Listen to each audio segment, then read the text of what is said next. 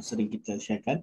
Jadi kalau ada tuan-tuan dan puan di kalangan sahabat-sahabat yang berada bersama saya grup yang biasa di-sharekan atau nak sharekan di luar juga, diadu-adukan, dapat sampaikan kepada sahabat kita yang nak hadir tapi tak dapat link. Saya ada sebarkan di baru tadi saya sebarkan di Facebook saya sendiri, tapi tidak semua itu Facebook. Dan kalau ada di kalangan kita yang ada dalam grup, insya-Allah boleh sebarkan kepada sahabat-sahabat dalam beberapa grup WhatsApp bersama dengan saya. Okey, insya-Allah. Jadi kita mulakan dengan orang yang ada, insya-Allah. Hari ini adalah kita mula dulu. Bismillahirrahmanirrahim. Alhamdulillahirabbil alamin. Nahmadullah ta'ala wa nashkuruh wa nusalli wa nusallimu ala sayyidina Muhammadin alladhi ballagha risalah wa adda al-amanah wa nasaha al-ummah hatta ataahu al-yaqin wa ala alihi wa sahbihi ajma'in. Subhanaka la ilma lana illa ma 'allamtana innaka antal alimul hakim. Rabbi shrah li sadri wa yassir li amri wahlul 'uqdatam min lisani yafqahu qawli, amma ba'd.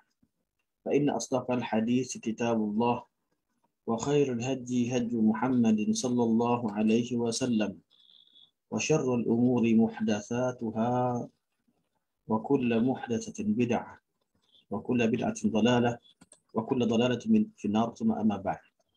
Pertamanya, mari kita bersama-sama merafakkan setinggi-tinggi kesyukuran kepada Allah Subhanahu wa taala kerana pada petang yang mulia ini dapat kita hadir bersama dalam majlis ilmu, iaitu berkaitan dengan bahaya syirik.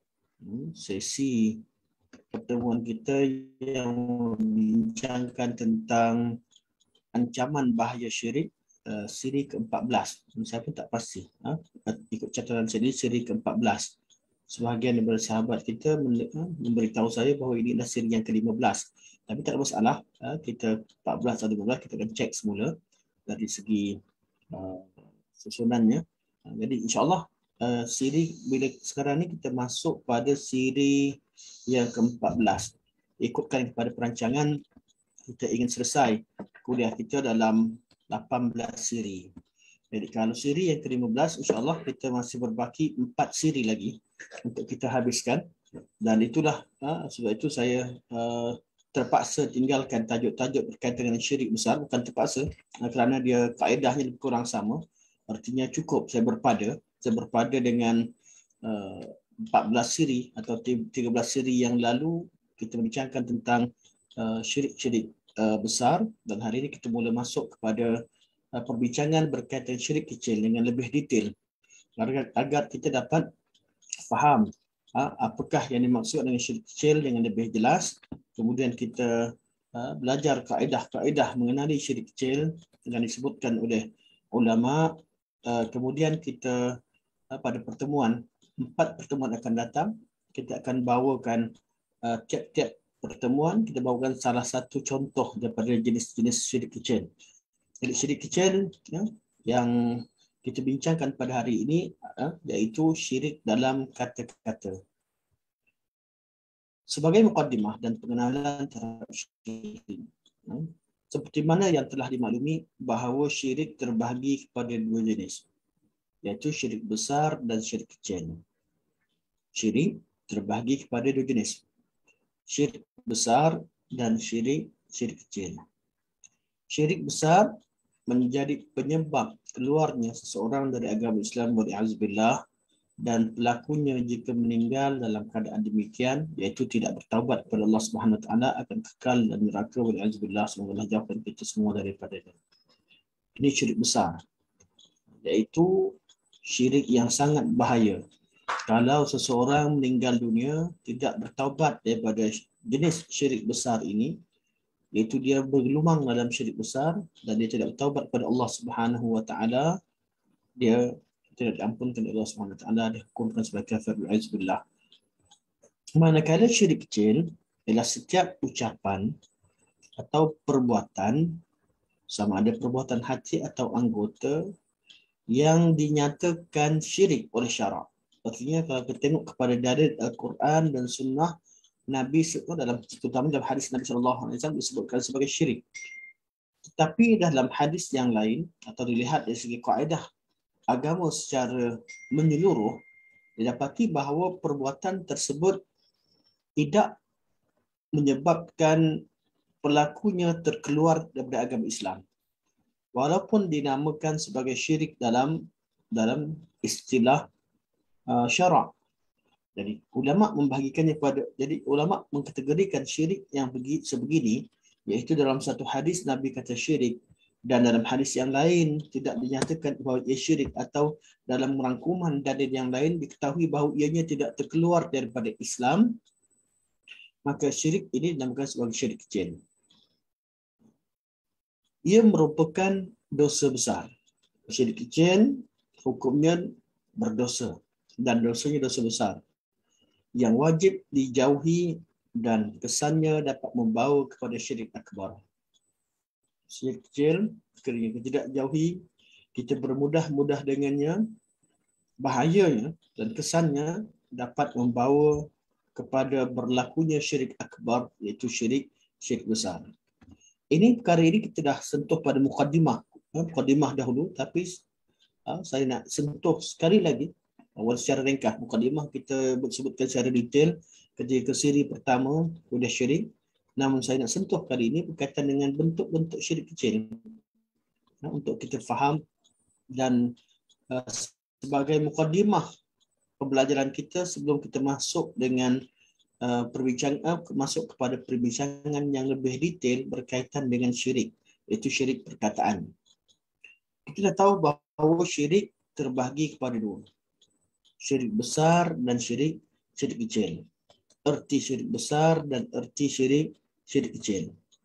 Jadi sekarang kita tengok pula syirik kecil kita boleh bahagikan kepada dua jenis atau dua bentuk. Pertama, syirik kecil yang berlaku secara zahir. Dan yang kedua, syirik kecil yang berlaku secara tersembunyi. Syirik kecil yang berlaku secara zahir dan yang berlaku secara tersembunyi. Apa arti syirik kecil berlaku secara zahir? Syirik kecil yang berlaku dalam bentuk ucapan dan perbuatan. Itu ucapan kita, bila ucapan manusia ataupun perbuatan manusia, dia melakukan satu perbuatan yang syarak hukumkan sebagai syirik, dia tidak sedar. Syirik kecil ini adalah satu perkara yang kebiasaannya tak disedari oleh pelakunya. Kesalahan-kesalahan sebegini. Syirik kecil yang berlaku dalam bentuk ucapan dan perbuatan dinamakan sebagai syirik zahir. Syirik kecil yang zahir. Kerana dapat didengar, dapat dilihat kesalahan tersebut oleh orang lain. Syirik yang kedua adalah syirik kecil yang berlaku secara tersembunyi, iaitu syirik kecil yang berlaku dalam hati. Tidak ada siapa yang tahu, hanya pemiliknya yang tahu, hanya Allah yang tahu. Allah lah yang maha mengetahui, dan pemilik juga menyedari bahawa dia melakukan kesalahan tersebut. Kadang-kadang oleh kerana syirik ini terlalu tersembunyi sehingga tuannya sendiri tidak menyedarinya. Kadang-kadang mereka sedar, kadang-kadang mereka tidak sedar. Syirik ini dinamakan sebagai syirik yang tersembunyi. Suatu syirik yang Nabi sangat takut terhadap umatnya. Kerana bermula daripada syirik inilah, sekiranya tak dibendung, dia akan bawa kepada syirik yang lebih besar. Iaitu seperti riya, beramal dengan harapan agar orang melihatnya. Juga seperti sum'ah, beramal agar orang menyebutnya. Sama ada sum'ah ini artinya kita bercakap suatu perkara kemudian supaya orang dengar, menarik perhatian, ataupun dengan melakukan perkara-perkara kebaikan yang banyak agar nama baiknya itu tersebar. Yang dikejarkan adalah pujian manusia. Ini juga termasuk dalam sum'ah. Jadi, di sini kita dah nampak bahawa ada perkataan yang dikategorikan sebagai syirik kecil, ada perkataan yang dikategorikan sebagai syirik besar. Perkataan syirik besar kita dah bincangkan. Saya akan ingatkan sekali lagi insya-Allah ketika kita bincangkan secara detail. Ketika kaedah tentang kaedah, saya ingatkan sekali lagi beza antara syirik besar dan syirik kecil.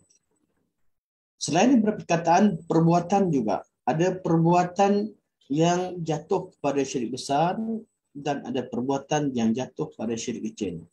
Syirik besar dah bincangkan pelbagai contohnya. Syirik kecil kita akan bincangkan pada siri-siri selepas ini. Termasuk hari ini kita ambil kaedah umum. Begitu juga hati, i'tiqad ataupun syirik yang berlaku dalam hati. Kadang-kadang ianya berlaku syirik dalam bab rububiyah, ini syirik besar.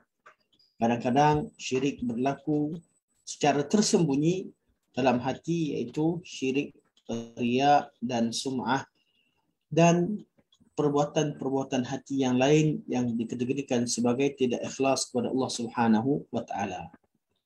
Okey. Kemudian kita masuk pada tajuk lebih spesifik. Itu syirik dalam kata-kata. Syirik dalam kata-kata. Kata-kata ada perbuatan, ada kata-kata. Cuma saya nak fokuskan pada kata-kata kerana syirik dalam kata-kata adalah antara syirik yang tersebar dalam perbuatan umat Islam dalam masyarakat, mereka tidak sedar. Manakala syirik kecil dalam perbuatan, perbincangannya tidak jauh berbeza dengan perbincangan syirik besar, cuma ada cara, ada kaedah untuk membezakan antara duanya. Saya juga akan ingatkan nanti insya-Allah. Okey, kita tengok pada takrif syirik dalam kata-kata. Maksudnya syirik kecil lah. Syirik kecil, boleh saya, kalau syirik kata-kata, boleh juga saya letakkan kalimah syirik kecil dalam kata-kata. Syirik dalam kata-kata adalah syirik kecil, maksudnya syirik kecil. Saya tak siap-siap, takut saya terlupa. Syirik kecil dalam kata-kata adalah ayat yang diungkapkan oleh sebahagian umat Islam yang maknanya secara zahir mengandungi syirik. Sedangkan kebiasaannya orang yang mengungkapkannya tidak menyedari perkara tersebut. Dia tak maksudkan pun. Dia tak nak pun bermaksud demikian. Tapi perkataan yang biasa digunakan itu merupakan perkataan-perkataan yang mengandungi syirik sekiranya dilihat dengan kacamata ilmu. Sekiranya kita lihat dengan kacamata syarak, iaitu Nabi SAW kategorikan perkara ini sebagai syirik. Namun ramai orang tidak menyedarinya. Ramai orang melakukannya atas dasar satu kebiasaan. Inilah dia yang banyak berlaku dalam syirik kecil dalam kata-kata atau dalam perkataan manusia. Okey. Lebih detail, perbincangan lebih detail nanti kelas akan datang. Saya akan bagi contoh satu persatu. Cuma kita nak tengok pada kaedah-kaedah yang umum. 4 kaedah penting dalam mengenali syirik dalam kata-kata. Kaedah umum. Dan hari ini, sebelum hari ini, selepas kita bincang habis pada ini, saya lebih suka untuk perbincangan untuk tuan-tuan kemukakan soalan, bincang semula, tanya persoalan berkaitan dengan syirik, terutamanya syirik besar yang kita belajar selama 13 siri yang lalu. Tuan-tuan boleh tengok balik atau ada soalan yang berkaitan dengannya, tuan-tuan sediakan soalan, saya akan jawab di akhir. Kalau saya nak fokus kepada banyak kelas kita biasanya kita memberi ruang yang agak sempit, agak tidak masa yang tidak banyak berkaitan dengan syirik. Jadi kita boleh, tuan-tuan boleh simpan soalan. Nanti insya-Allah di akhir sesi hari ini saya akan berhenti dengan lebih awal dari segi ini, berhenti dan saya buka pada soalan.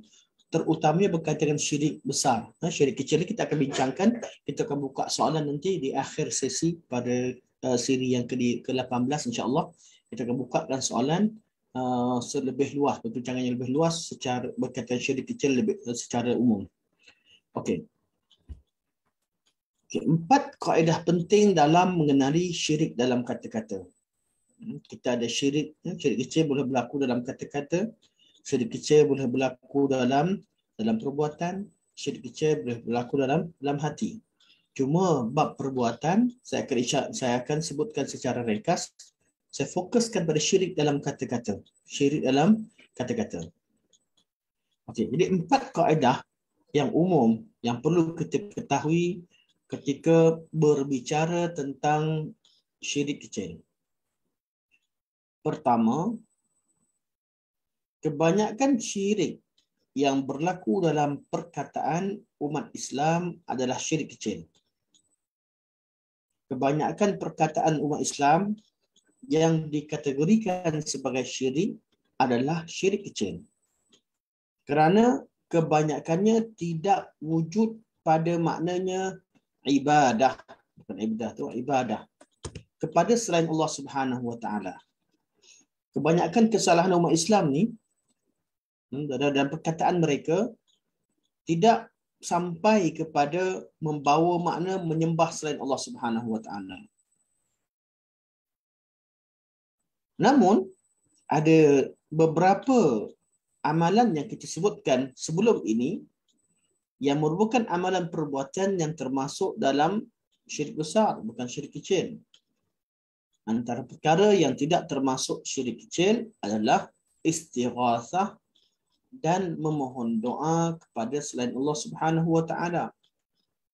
Perbuatan meminta pertolongan kepada selain Allah ketika berlakunya bencana dan memohon doa kepada selain Allah diartikan sebagai beribadah kepada selain Allah Subhanahu Wa Taala. Kalau orang yang melakukannya dia menyedari perkara tersebut dan dia meneruskan perkataannya, ataupun orang yang melakukannya tidak ada keuzuran syar'i, maka hukum orang yang meminta dan berdoa kepada selain Allah Subhanahu Wa Taala, beristighatsah kepada selain Allah, beristi'adah ataupun pelbagai pecahan doa yang lain. Kita buat doa itu umum, istilah umum. Apabila kejahatan itu telah sampai pada kita atau musibah telah berlaku, kita minta supaya Allah angkat musibah, namanya istighatsah. Apabila kejahatan itu berada di depan mata kita tapi ataupun berada dekat dengan kita, cuma kita tak mampu, belum lagi menimpa kita, kita takut terhadap kejahatannya, namanya isti'adah. Namanya isti'adah. Ataupun suatu kebaikan atau suatu perkara yang kita inginkan, yang kita hajatkan, yang kita harapkan, namun perkara tersebut tidak ada yang mampu melakukannya kecuali Allah, kemudian kita meminta beristi'anah kepada selain Allah, ini termasuk dalam syirik. Kenapa? Masuk syirik besar. Kenapa? Berdoa, beristighatsah, memohon pertolongan kepada selain Allah termasuk syirik besar yang boleh mengeluarkan seorang dari Islam, kerana di dalamnya terdapat makna ibadah. Iaitu seolah-olah orang yang pergi, bukan seolah-olah, hakikatnya orang yang berdoa dan meminta kepada selain Allah, hakikatnya dia beribadah kepada selain Allah Subhanahu Wa Taala. Ini hakikatnya. Sebab tu Nabi namakan doa ad-du'a'u ibadah. Doa itu sendiri adalah ibadah. Berbeza dengan perbincangan kita di sini. Perbincangan kita kata kebanyakan kesalahan-kesalahan perkataan dalam umat Islam, kebanyakan adalah syirik kecil, bukan syirik besar. Kesalahan-kesalahan yang akan kita bincangkan dalam 4 siri akan datang ni, dalam 4 siri atau 3 siri, siri yang keempat kita gabungkan dengan kesalahan-kesalahan syirik kecil yang lain, merupakan perkataan-perkataan yang diungkapkan oleh orang Islam tanpa sengaja. Mereka tidak maksudkan menyembah selain Allah, cuma mereka tersalah kerana kurang ilmu, kerana tidak diniatkan, tidak disengajakan dan sebagainya. Jadi kaedah pertama kita katakan bahawa kebanyakan syirik yang berlaku dalam perkataan umat Islam adalah syirik kecil. Supaya kita tidak, bila bincang tentang masalah syirik, kita tidak terlalu cepat menghukumkan bahawa syirik keluar dari Islam. Tak, dia syirik kecil. Artinya orang yang melakukan dosa besar yang perlu mereka bertaubat, kita perlu tegur, kita perlu sampaikan, namun kita tidak mengatakan bahawa dia boleh jatuh jadi kafir. Kesalahan syirik kecil. Ini kaedah pertama yang perlu kita fahami. Jadi apa contoh Saya rasa baik juga, walaupun kita akan sebutkan kemudian, kita akan bincangkan lagi. Tapi apakah contoh perkataan-perkataan yang kita boleh katakan sebagai syirik kecil? Contoh, ada orang kata, bahasa Arab disebut laulal fulan wala fulan. Kalaulah bukan kerana fulan dan fulan, bukanlah, atau kalau bukanlah kerana si fulan dan fulan, pasti saya tidak berada di sini. Kalaulah tak kerana dia selamat, kerana dia, maka saya akan mati, saya hari itu dah mati dah. Kerana ini kita akan sebutkan pada bahagian ketiga juga, untuk kaedah, untuk kita mudah faham. Jadi perkataan-perkataan begini, orang tak maksudkan bahawa mereka tak maksudkan selain Allah yang menyelamatkan. Mereka beriman dengan Allah dan tahu itu asbab. Tapi perkataan mereka melupakan Allah dalam sebutan dan menisbahkan satu perkara kepada selain Allah. Ini semua termasuk dalam dikatakan sebagai syirik kecil, tidak disengajakan. Jadi kita perlu berhati-hati perkataan begini. Kalau tersalah, kita betulkan. Minta ampun dengan Allah Subhanahu Wa Taala. Okey, ini kaedah pertama. Kaedah pertama yang nak difokuskan adalah kebanyakan perkataan adalah syirik kecil. Kebanyakannya. Selain daripada memohon dan berdoa kepada selain Allah Subhanahu Wa Taala. Termasuk syirik kecil adalah bersumpah dengan nama selain Allah Subhanahu Wa Taala. Kerana orang yang bersumpah selain Allah tidak niatkan syirik besar. Tidak niatkan perkara yang termasuk syirik besar, kita akan bincangkan pada minggu depan insya-Allah. Mana bersumpah dengan nama selain Allah Subhanahu Wa Taala. Okey, kaedah kedua. Syirik dalam kata-kata boleh dikategorikan kepada 4 jenis. Syirik dalam kata-kata boleh dikategorikan kepada 4 jenis. Kita boleh pecahkan kalau dalam kitab syirik adalah uluhiyah, dalam bab uluhiyah, dalam bab kata-kata. Kalau kita tengok balik kitab-kitab ulama, maka kita boleh kategorikan kepada 4 jenis. Walaupun tidak terhad, tapi 4 ni artinya 4 jenis daripada contoh-contoh yang disebutkan oleh ulama. Manakala dari segi kaedah mungkin boleh terjadi lebih daripada itu. Lebih dari itu. Nanti insya-Allah kita akan lihat semula. Pertama, bersumpah dengan selain Allah. Selain Allah, sama ada bersumpah dengan nama selain Allah Subhanahu Wa Taala, nama makhluk, atau bersumpah dengan mana-mana perbuatan makhluk dan sebagainya. Itu bersumpah dengan selain Allah Subhanahu Wa Taala. Ini jenis yang pertama. Kenapa termasuk dalam kategori syirik bersumpah selain Allah? Kerana orang yang bersumpah tadi, dia takkan menyebutkan nama selain Allah kecuali kerana dia mengagungkan perkara tersebut. Sepatutnya orang menyebutkan selain nama selain Allah pada lumrahnya dia agungkan perkara tersebut, ataupun seperti mana saya sebut nanti, insya-Allah saya akan sebut sekali lagi, dia seolah-olah dia meyakini bahawa objek yang disebutkan atau orang yang disebutkan selain Allah tersebut mengetahui dan melihat suatu perkara ghaib. Kita akan terangkan lebih detail nanti pada pertemuan akan datang. Ini jenis syirik kecil dalam perkataan yang pertama. Yang kedua, menyamakan sebutan nama Allah dan makhluknya dalam satu ayat. Ini pun ramai orang tak perasan. Iaitu menyebutkan nama Allah, kita sebut nama Allah dan sebut nama makhluk macam tak ada perbezaan. Samakan. Samakan sebutan nama Allah dengan sebutan nama makhluk. Terjadi pada zaman Nabi, ada orang kata Masya Allah wa syi'ta, dengan kehendak Allah dan kehendak kamu, dengan kalimah dan kehendak kamu. Nabi tegur. Nabi tegur dengan 2 teguran. Telah berlaku Nabi 2 kali Nabi tegur. Seorang Nabi tegur kata Kul Masya Allah wahdah. Cukup kata dengan kehendak Allah. Kehendak Allah lah yang menyebabkan terjadinya segala perkara. Kehendak makhluk tidak. Kehendak makhluk sebenarnya bergantung pada kehendak Allah Subhanahu Wa Taala. Kehendak makhluk bergantung pada kehendak Allah. Wa ma tasyauna illa yasha Allah Rabbul Alamin. Pada ketika yang lain, Nabi ajarkan pada sahabat yang tersalah tadi dan kata-katanya, Nabi kata, "Qul masya Allah thumma syi'ta." Sebut masya Allah. Kemudian sebut dengan kehendak Allah, kemudian dengan kehendak Tuhan. Jadi tak disebutkan dan, disebutkan kemudian. Ini salah satu daripada perkara yang diajarkan oleh syarak supaya kita sentiasa mengagungkan Allah Subhanahu Wa Taala, agungkan Allah dalam perkataan kita, agungkan Allah dalam segala gerak-geri kita, dan kita tahu bahawa perkataan kita akan dihisab. Jadi perkataan yang syirik besar, kita tak pergi minta dengan selain Allah yang syirik besar, termasuk dalam berkata-kata kita tidak boleh menyamakan cara sebut nama Allah dengan selain Allah. Itu menyamakan sebutan nama Allah dan makhluknya dalam satu ayat.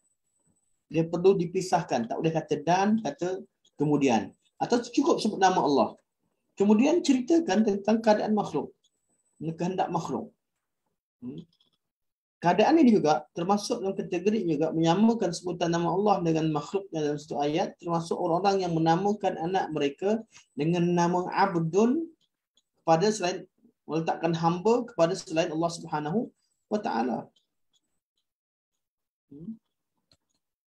Letakkan nama, contoh nama orang Abdul Muhammad. Kalau di Mesir, masyarakat Mesir, mereka terbiasa dengan nama Abdul Nabi, hamba kepada Nabi. Mereka tak maksudkan hamba artinya mereka ni hamba Nabi. Mereka bermaksud mereka inginkan anak mereka ni berkhidmat kepada Rasulullah, berkhidmat kepada sunnah dan sebagainya. Namun mereka tersalah. Mereka lupa bahawa kalimah Abdul itu hamba hanya dinisbahkan kepada nama Allah Subhanahu Wa Taala. Mesti nama selepas daripada kalimah Abdul itu mesti dengan nama Allah, sama ada Abdullah, Abdul Rahman, Abdul Quddus, Abdul Salam, Abdul Karim dan sebagainya. Itu nama-nama Allah. Ini kita akan bincangkan lebih detail nanti insya-Allah pada pertemuan kita, pada pertemuan akan datang. Jenis ketiga. Ini semua dalam perkataan ni, perkataan. Sumpah dengan nama Allah, menyebutkan menyamakan nama Allah sebutan dengan kalimah wa, ataupun menyamakan Allah dengan nama makhluk dengan menyebutkan, meletakkan nama pada anak dengan nama Abdul, kemudian dinisbahkan kepada diletakkan dengan nama selain Allah. Atau yang ketiga, salah satu bentuk syirik kecil yang berlaku dalam masyarakat Islam adalah menisbahkan sebab sesuatu kepada selain Allah. Kita pernah ambil dalam syirik besar sebelum ini, berkaitan dengan syirik dalam mengambil asbab atau mengambil sebab. Syirik dalam melakukan sebab. Kita dah bincangkan kenapa boleh jadi syirik besar dan di mana boleh jadi syirik kecil.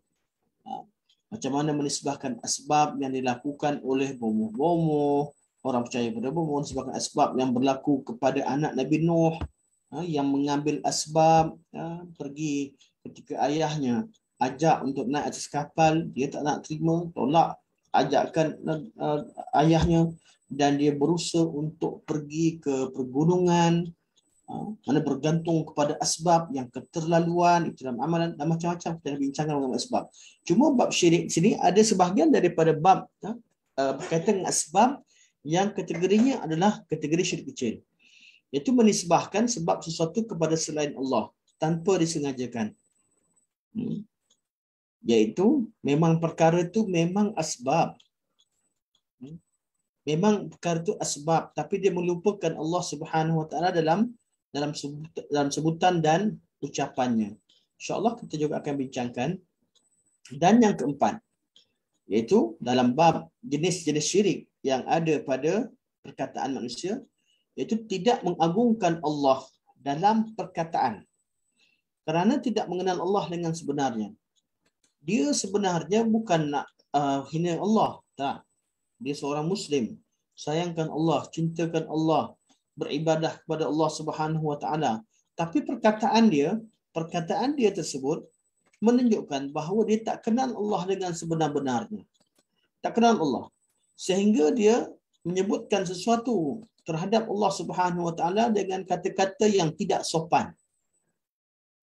Yang kata-kata yang tidak disukai oleh Allah Subhanahu Wa Taala.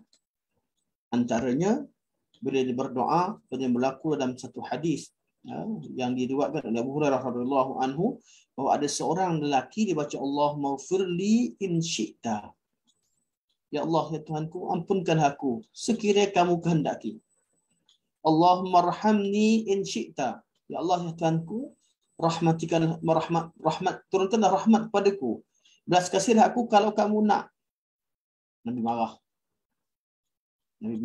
Nabi kata, liya'zamil mas'alah. Inna Allah la mukrah lah. Kalau minta pada Allah, minta betul-betul.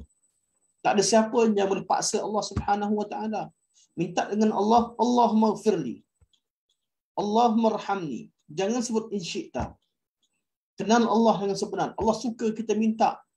Kalau dengan manusia kita sebut in syi'ta, ikut kehendak kamu, itu bagus. Dan manusia dia menolong kita kerana kurang barangnya. Ketika dia menolong kita, kurang sesuatu yang ada padanya. Dia terpaksa share dengan kita. Tapi Allah tidak. Allah bukan share. Allah memang beri pemberian Allah. Pemberian yang sebenar. Kenal Allah dengan sebenar. Kita minta dengan Allah. Minta permintaan yang jelas. Ihdinas siratal mustaqim. Minta dengan permintaan yang tegas. Tak boleh ta'liqkan dengan kalimah in syi'ta. Jadi ada orang, dan bab ini sebagai ulama kategorikan dalam bab syirik. Kenapa kita akan bincangkan juga insya-Allah.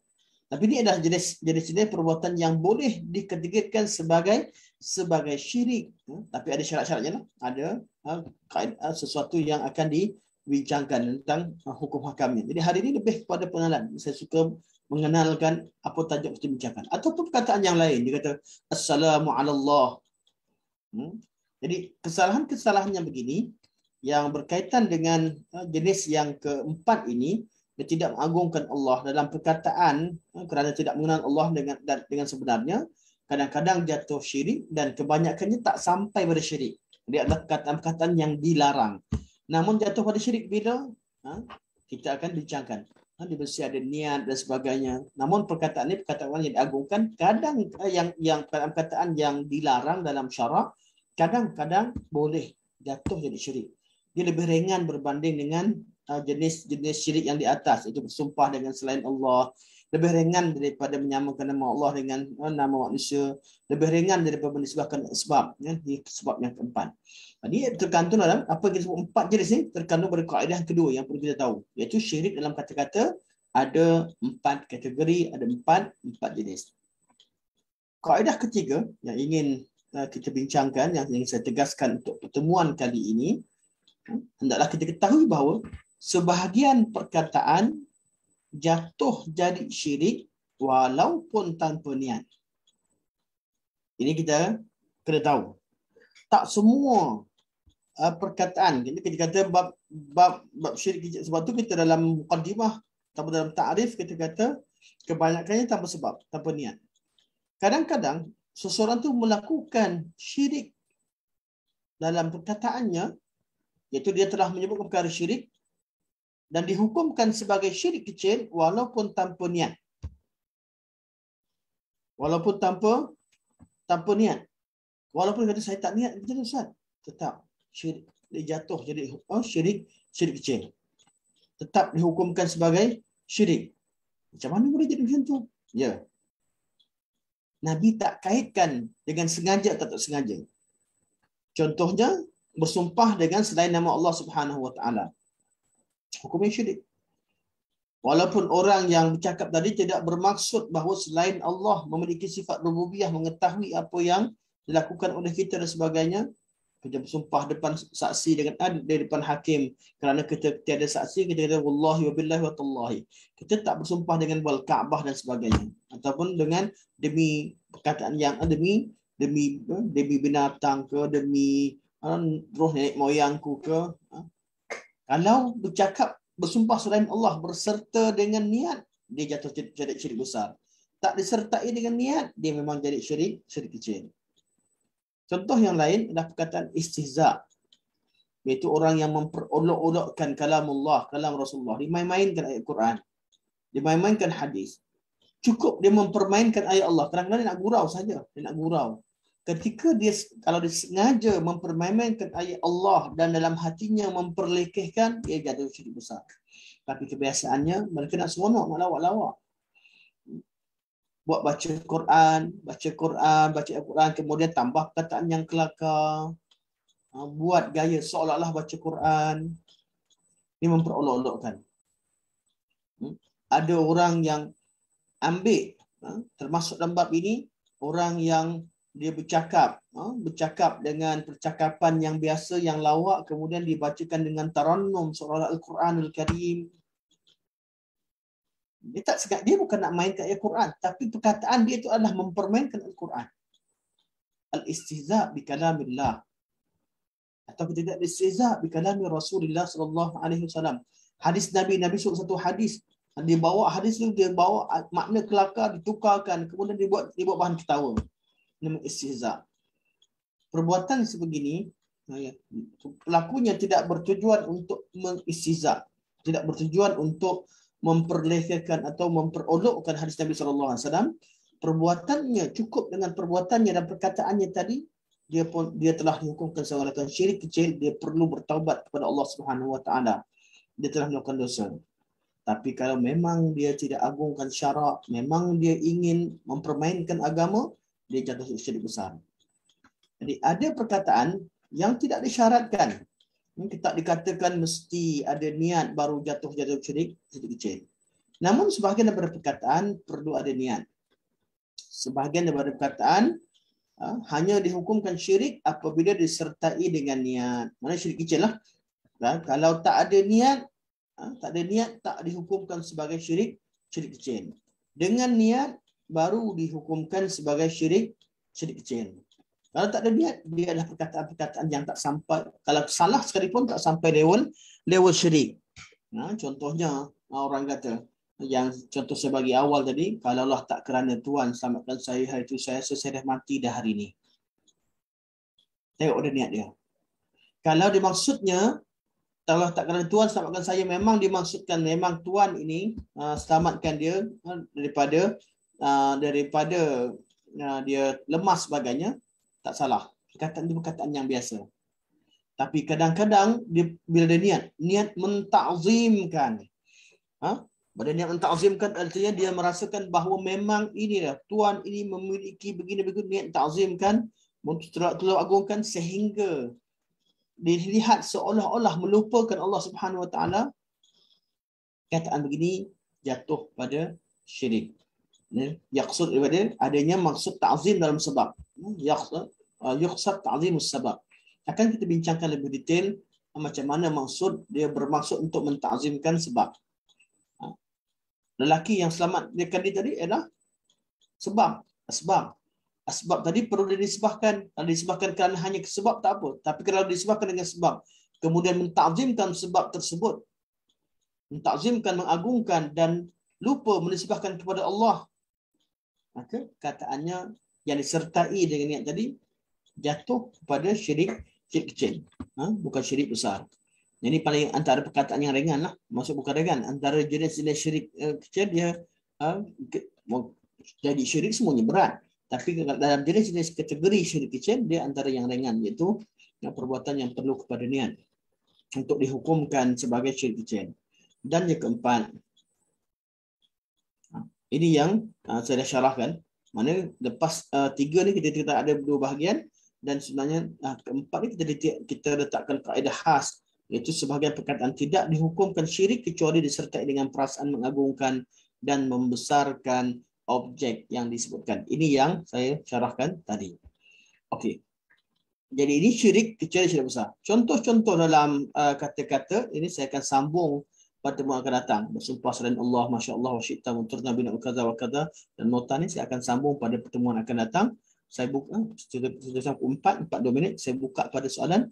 Sekiranya tuan-tuan tidak ada soalan, baru saya pergi berpindah atau bukan berpindah, saya ingatkan tuan-tuan tentang apa perbezaan antara syirik kecil dan syirik besar, supaya kita ingat semula pelajaran yang pernah kita sebutkan pada awal kuliah kita dahulu, kerana saya yakin sebahagian daripada kita tak berapa ingat tentang perkara tersebut. Sedangkan perbincangan tersebut sangat penting. Apa beza antara kecil dan syirik besar?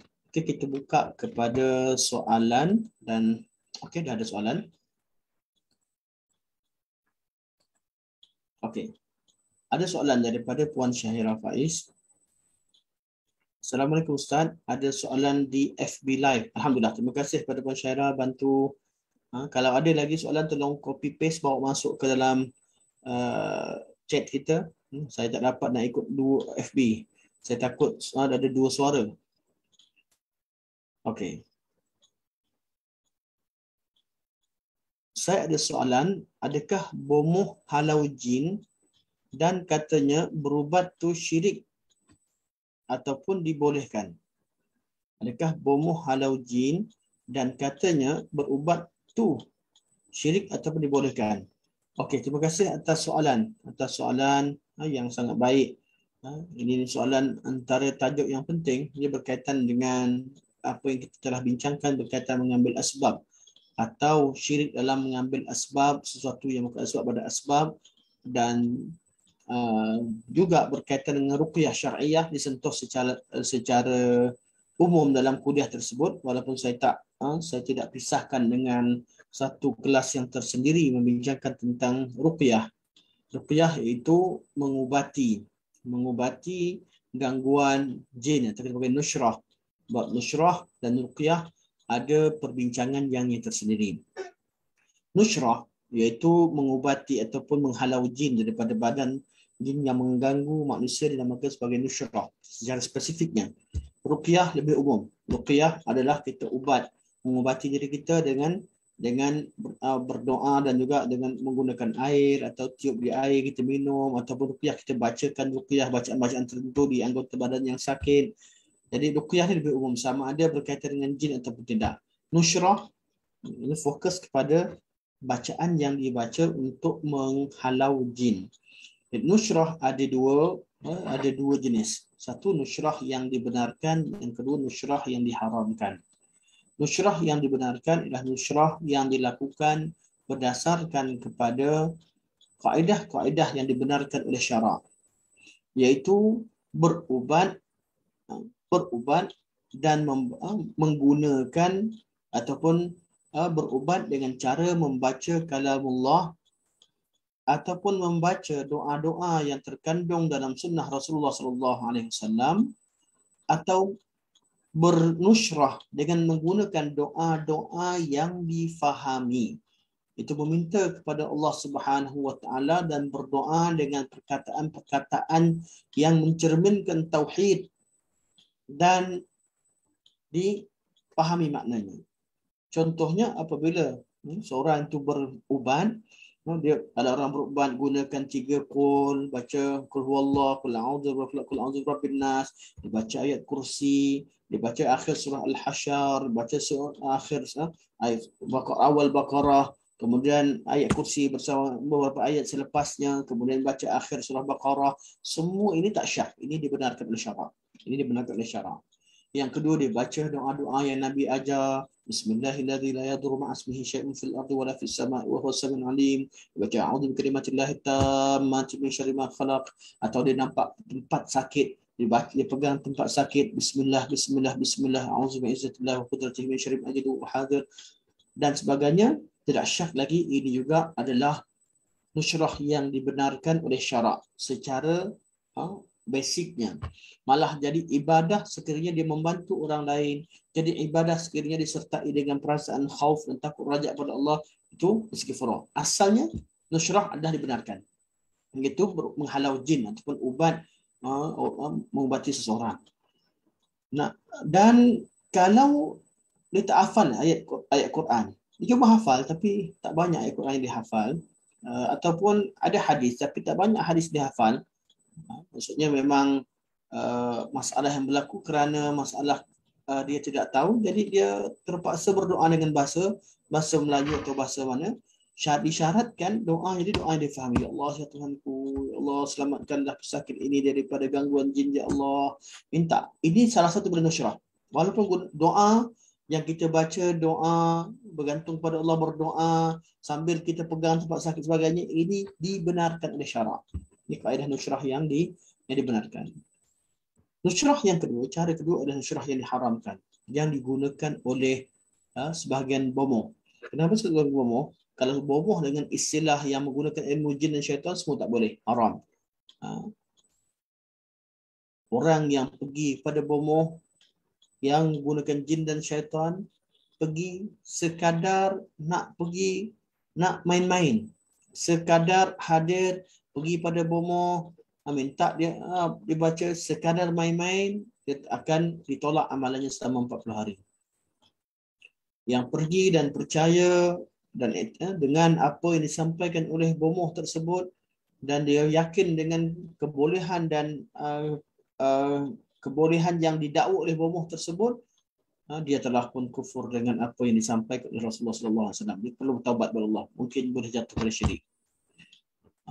Amalan tidak syirik lah. Dia sendiri mungkin jatuh pada syirik. Itu amalan dari bomoh.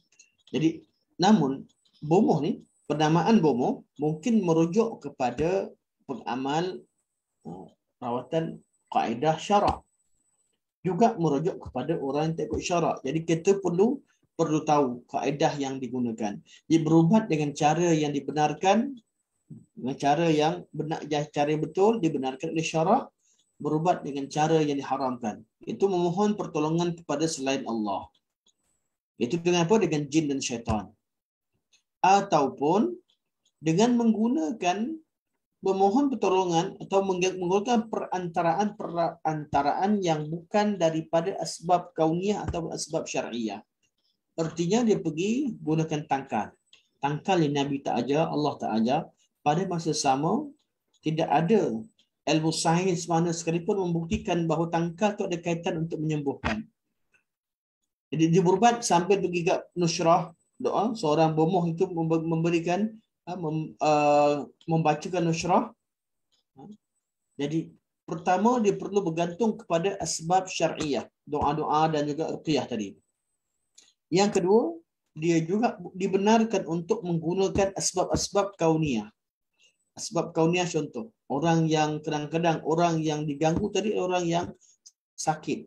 Dia memang sakit, dia demam. Maka kita boleh gunakan Panadol sebagai pembantu. Bagikan Panadol, bagikan ubat, bagikan air kelapa, bagikan apa saja yang bertenangkan dia, keadaan dia tenang. Sambil, jadi kita menggunakan asbab kauniyah berserta dengan asbab syar'iyah. Beri minum air kelapa, kemudian kita doakan dia. Bagi air diminum, kerana dia stres. Kita bagi air diminum, tenangkan dia.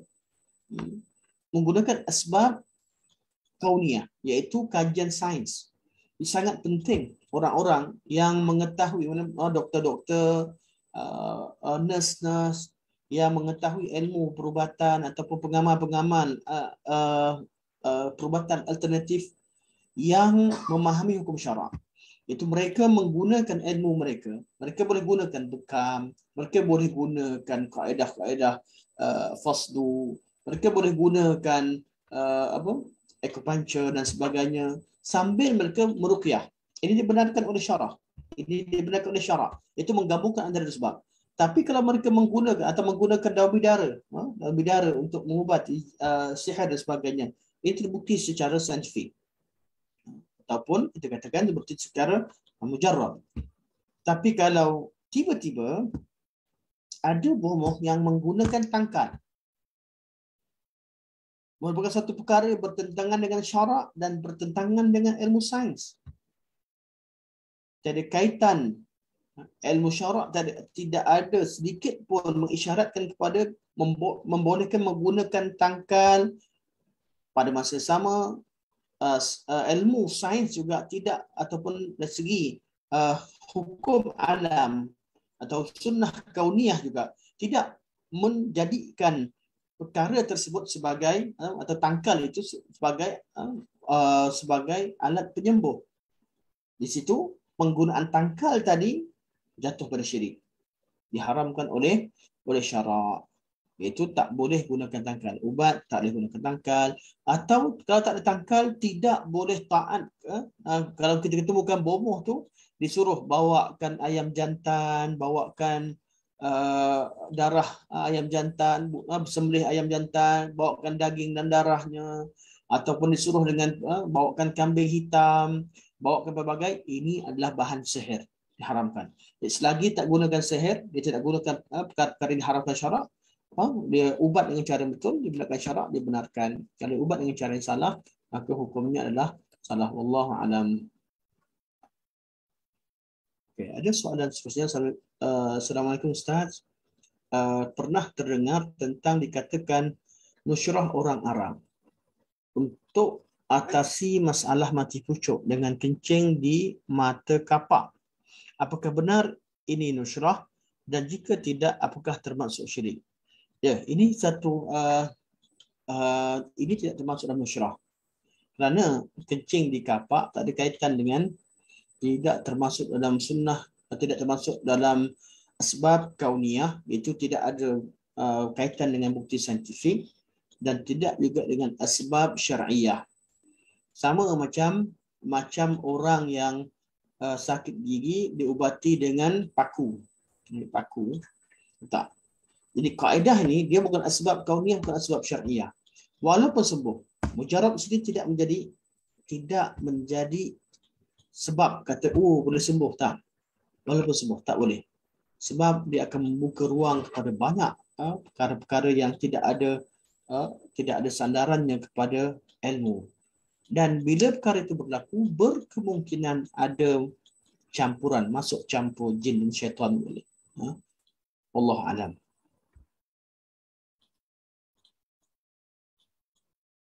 Okey, soalan seterusnya. Ustaz, ada yang menganggap dengan menggunakan essential oil, iaitu aromaterapi, sebagai kuasa daya tarikan rezeki, jodoh, magnet kejayaan. Juga dikaitkan dengan akan bernasib baik pada hari yang dipakai minyak itu. Adakah ini dianggap sebagai syirik? Ya, ini masuk, kita dah bincangkan dalam bab menisbahkan asbab. Dan ni syirik ni boleh jatuh pada syirik besar. Itu menisbahkan, meletakkan asbab, mengambil asbab, ataupun meletakkan selain Allah sebagai asbab yang mana dia bukan asbab. Sama seperti perbincangan kita tadi. Jadi menggunakan kita bukan kata tak boleh gunakan minyak essential oil, bukan kita kata tak boleh gunakan aromaterapi ataupun mandi bunga. Tapi dia perlu cukup dengan apa? Kita nakkan aromanya menyenangkan dan sebagainya, itu tak ada masalah. Gunakanlah minyak yang ada yang wangi, yang sesuai dengan cita rasa masing-masing, tak ada masalah. Ini kerana sebab zahir yang kita ketahui. Namun bila dikaitkan dengan urusan qada dan qadar Allah Subhanahu wa taala, iaitu dengan mandi bunga tersebut, aromaterapi atau gunakan minyak tersebut menyebabkan rezeki jadi lancar, menyebabkan jodoh, mudah dapat jodoh, magnet kejayaan, ada yang jual, ramai, hatta di kalangan yang bergelar sebagai ustazah juga jual barang-barang begini. Kononnya minyak ini telah dibacakan ayat sekian dan sekian, ini tidak ada dan dikaitkan dengan rezeki, jodoh, magnet, kejayaan sebagainya. Ini adalah perbuatan yang haram dan dia jatuh pada syirik. Alhamdulillah. Ini syirik dalam ittikhadul asbab. Wafikum barakallah. Hayyakumullah. Okey, ini soalan yang ada. Jazakumullah khairan. Terima kasih kepada Puan Syahira Faiz yang banyak bantu memberikan soalan, dan juga bantu Tuan Haji Muhammad Sanusi. Haji Muhammad Sanusi, terima kasih. Salah seorang daripada sahabat saya yang rajin mengikuti majlis ilmu. Terima kasih. Barakallahu fikum. Teruskan usaha antum untuk ilmu dan terima kasih di atas soalan-soalan yang berkualiti. InsyaAllah. Jadi untuk pertemuan akan datang, tajuk kita adalah berkaitan dengan bersumpah dengan nama selain Allah. Kemudian kalau sempat, saya akan compactkan, iaitu dengan tajuk berkaitan dengan perkataan-perkataan yang lain. Kerana saya memang nak 18 siri sahaja. Jadi lagi 4 siri itu kalau mampu saya packkan, saya akan bawakan jenis-jenis perbincangan berkaitan dengan syirik untuk kita ketahui, untuk kita faham. Penting untuk kita faham. Okey, sebagai penutup, kita sekarang ni belajar tentang, kita bincangkan tentang perbezaan antara syirik kecil, syirik besar. Kat mana beza sebenarnya antara syirik kecil dengan syirik besar yang dibincangkan dalam masalah tauhid? Dalam masalah tauhid, kita perlu tahu perbezaannya seperti mana yang kita sebutkan pada awal kuliah kita dahulu. Bila sebut tentang beza antara syirik kecil dan syirik besar. Pertama, kufur ataupun kita ada syirik besar boleh mengeluarkan pelakunya dari agama Islam.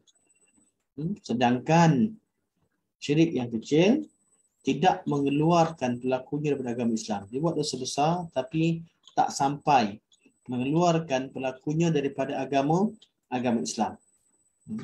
Yang kedua, bila berlaku syirik besar tadi akan menghapuskan keseluruhan amal pahala pelakunya. Habis pahala diusahakan selama ini. Sedangkan syirik kecil hanya menghapuskan pahala amalan yang dimasuki unsur syirik kecil.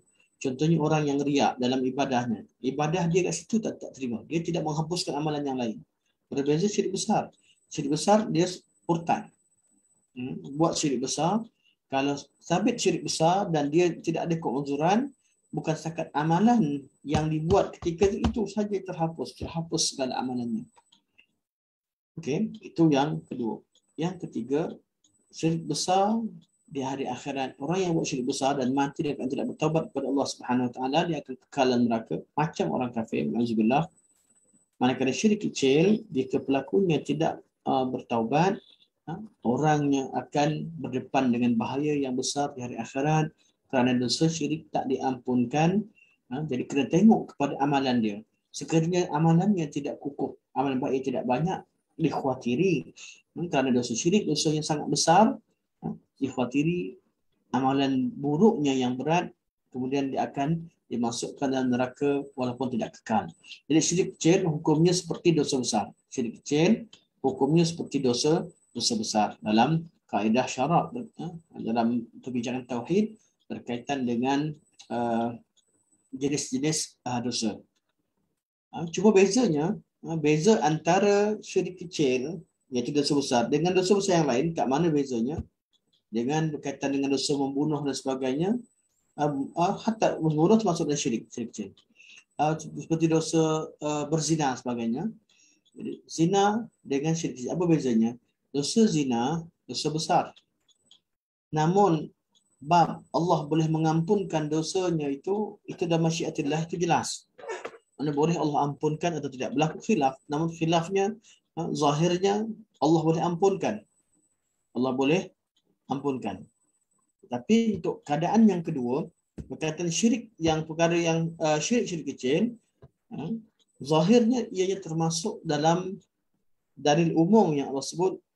Allah Subhanahu wa taala, innallaha la yaghfiru an yushraka bihi wa yaghfiru ma duna dzalika liman yasha. Allah tak ampunkan orang-orang yang buat syirik kepada Allah, dan Allah ampunkan dosa yang lain bagi Allah kehendaki. Zahirnya syirik kecil juga tak diampunkan Allah. Cuma syirik kecil tidak mengekalkan pelaku dalam neraka. Jadi kalau dosa zina sebagainya, mungkin orang buat amal baik kebaikan yang lain, Allah boleh ampunkan. Syirik kecil wajib dia bertaubat. Kerana dia tidak, kalau mati kan buat syirik kecil, Allah tidak ampunkan. Wallahu alam, ini qaul yang kuat, yang hujah yang kuat dalam perbincangan dalil yang disebutkan oleh ulama. Dan yang keempat, kalau berlaku peperangan dan sebagainya, orang yang melakukan syirik besar, dia jatuh kafir bersama orang kafir dan darahnya halal. Tapi syirik kecil tidak. Syirik kecil dia masih berada dalam golongan umat Islam. Tapi perkara ini berkaitan dengan jihad zaman sekarang ini, kita tak nampaklah jihad yang dikatakan sampai ini. Cuba kita sebutkan perbezaan ini untuk kita faham. Diharapkan apa yang disebutkan berkaitan dosa besar, dosa kecil, syirik besar, syirik kecil, dan hari kita masuk tentang syirik, kaedah umum berkaitan dengan syirik dalam perkataan dapat menambahkan sedikit sebanyak pengetahuan kita atau mengingatkan kita kembali terhadap amalan-amalan yang dikategorikan sebagai syirik. Semoga dengan kita mengetahui perkara ini dapat kita jauhkan dan kita elakkan. Tujuannya satu saja, kita elakkan. Ini bab perkataan, jangan dalam bercakap ni jangan kita terleka sehingga kita menyebutkan perkataan-perkataan yang nampak simple dan mudah di mulut kita, namun dia mengundang kepada kemurkaan Allah Subhanahu Wa Taala. Wa'alaikumsalam. Sampai sini saja, insya-Allah. Semoga Allah Subhanahu Wa Taala jadikan pertemuan kita pada petang ini pertemuan yang bermanfaat, yang ada kebaikannya. Semoga Allah Subhanahu Wa Taala jauhkan kita dan keturunan kita daripada syirik, segala dosa syirik, sama ada syirik besar, syirik kecil, sama ada syirik yang zahir, syirik yang tersembunyi, sama ada perkara-perkara dosa-dosa besar yang membawa syirik atau dosa-dosa besar yang boleh menyebabkan kita berada dalam bahaya di hari akhirat. Semoga jauhkan kita semua dari perkara tersebut dan Allah masukkan kita di kalangan orang-orang beriman, orang-orang yang membesarkan Allah, mentauhidkan Allah Subhanahu Wa Taala dan sentiasa melakukan perkara-perkara yang diridhai oleh Allah Subhanahu Wa Taala. Sampai sini saja. Subhanakallahumma wa bihamdika asyhadu an la ilaha illa anta astaghfiruka wa atubu ilaik. Wa sallallahu ala sayyidina Muhammad wa ala alihi wa sahbihi wa baraka wa sallam. Walhamdulillahirabbil alamin. Terima kasih.